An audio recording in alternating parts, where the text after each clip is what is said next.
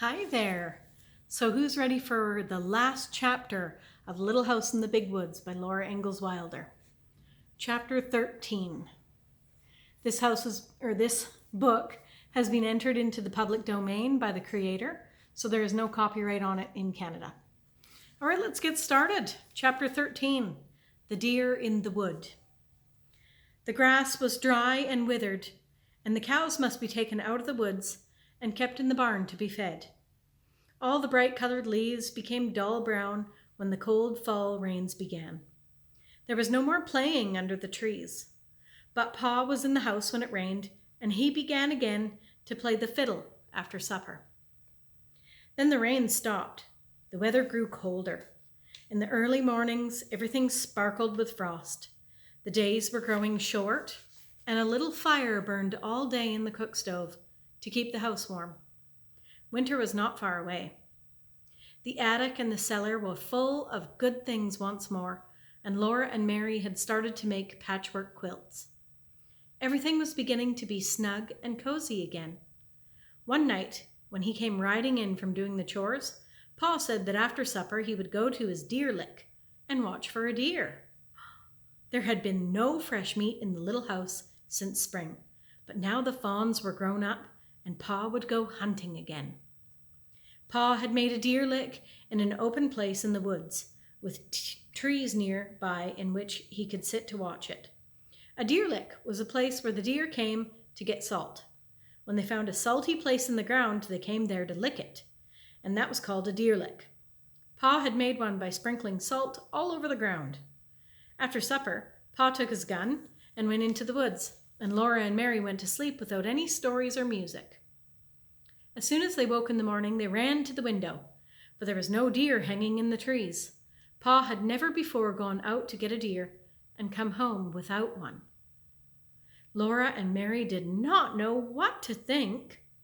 All day Pa was busy, banking the little house and the barn with dead leaves and straw held down by stones to keep out the cold. The weather grew colder all day, and that night there was once more a fire on the hearth, and the windows were shut tight and chinked for the winter. After supper, Pa took Laura on his knee while Mary sat close in her little chair, and Pa said, "Now I'll tell you why you had no fresh meat to eat today. When I went out to the deer lick, I climbed up into a big oak tree. I found a place on a branch where I was comfortable and could watch the deer lick.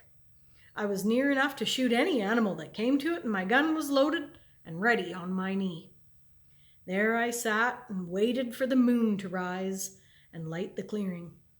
I was a little tired from chopping wood all day yesterday, and I must have fallen asleep, for I found myself opening my eyes. The big, round moon was just rising. I could see it between the bare branches of the trees, low in the sky, and right against it I saw a deer standing. His head was up, and he was listening. His great, branching horns stood out above his head. He was dark against the moon. It was a perfect shot.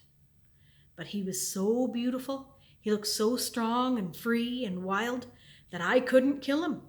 I sat there and looked at him until he bounded away into the dark woods. Then I remembered that Ma and my little girls were waiting for me to bring home some good fresh venison. I made up my mind that next time I would shoot. After a while, a big bear came lumbering out into the open.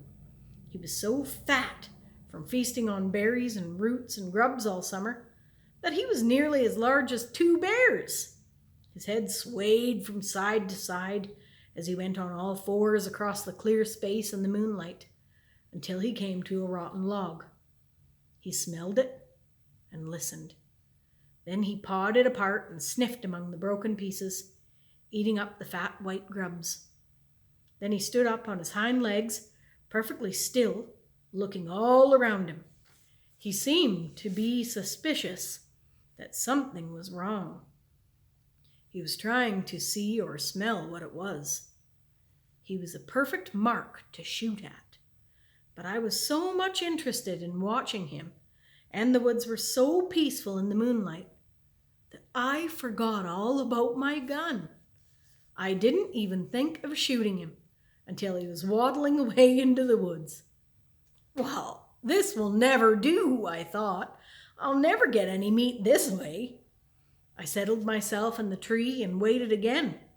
This time I was determined to shoot the next game I saw. The moon had risen higher and the moonlight was bright in the little open place. All around it the shadows were dark among the trees. Well, after a long while, a doe and her yearling fawn came stepping daintily out of the shadows. They were not afraid at all. They walked over to the place where I had sprinkled the salt, and they both licked up a little bit of it. Then they raised their heads and looked at each other. The fawn stepped over and stood beside the doe. They stood there together, looking at the woods and the moonlight. Their large eyes were shining and soft. I just sat there looking at them until they walked away among the shadows. Then I climbed down out of the tree and came home. Laura whispered in his ear, "I'm glad you didn't shoot them." Mary said, "We can eat bread and butter." Paul lifted Mary up out of her chair and hugged them both together. "Oh, you're my good girls," he said, "and now it's bedtime. Run along while I get my fiddle." When Laura and Mary had said their prayers and were tucked snugly under the trundle bed's covers, Pa was sitting in the firelight with the fiddle. Ma had blown out the lamp because she did not need its light. On the other side of the hearth, she was swaying gently in her rocking chair, and her knitting needles flashed in and out above the sock she was knitting. The long winter evenings of firelight and music had come again. Pa's fiddle wailed while Pa was singing. "Oh, Susanna, don't you cry for me. I'm going to California, the gold dust for to see." Then Pa began to play again the song about old Grimes. But he did not sing the words he had sung when Ma was making cheese. These words were different. Pa's strong, sweet voice was softly singing.